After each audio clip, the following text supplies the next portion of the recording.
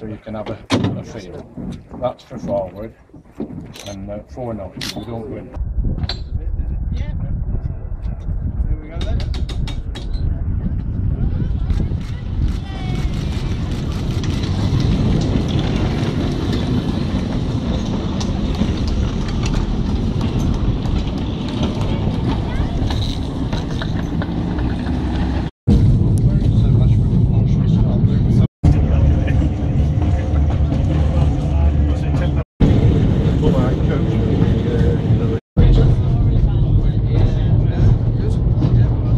I mean, you know, what a great way to, you know, enhance the park. Kids find, you know, trains fascinating, and of course they can sort of relate it to Thomas. I mean, you can't say that he's too loud to enthusiasts. They get a bit touchy about Thomas, but I mean, if it brings the kids in, then it's good. And we're just pleased that we can still do this, and Manchester is the only city in the country with 2 tramways, and this is one of them. And we're proud of the fact that we're still running it.